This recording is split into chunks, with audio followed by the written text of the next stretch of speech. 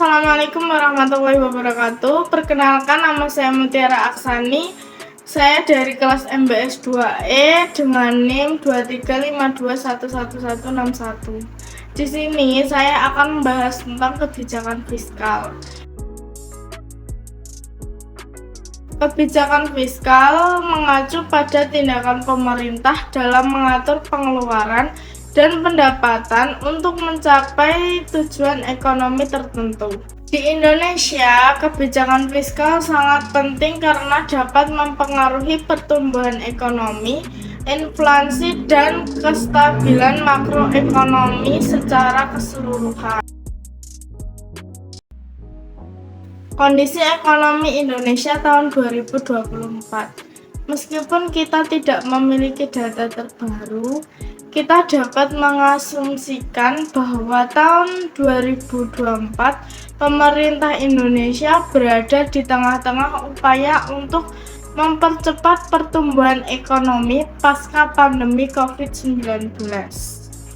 Mereka mungkin menghadapi banyak tantangan dalam mencapai target pertumbuhan ekonomi yang diinginkan, sambil menjaga stabilitas harga dan defisit anggaran yang terkendali.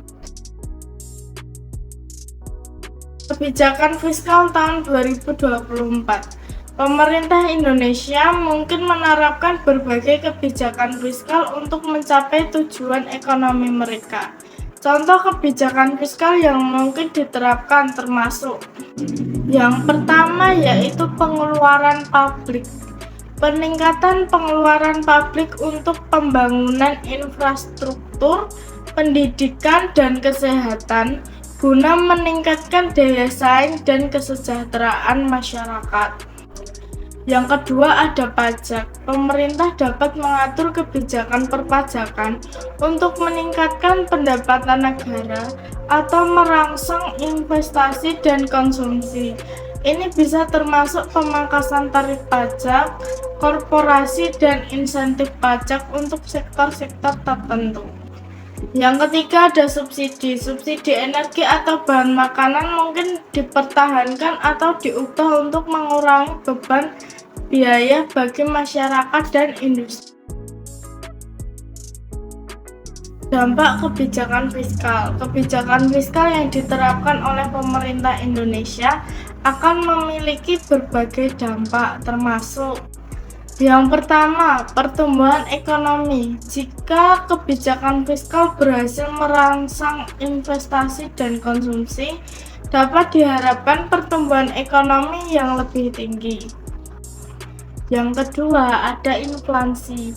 Kebijakan fiskal yang terlalu longgar dapat menyebabkan peningkatan inflasi jika tidak diimbangi dengan kebijakan moneter yang sesuai. Yang ketiga, ada ketimpangan sosial. Kebijakan fiskal juga dapat mempengaruhi ketimpangan sosial.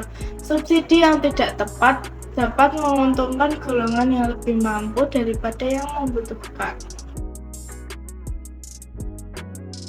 Kesimpulan dari materi yang saya sampaikan adalah, dengan demikian kebijakan fiskal yang diterapkan oleh pemerintah Indonesia di tahun 2024 akan memainkan peran penting dalam menentukan arah ekonomi negara tersebut.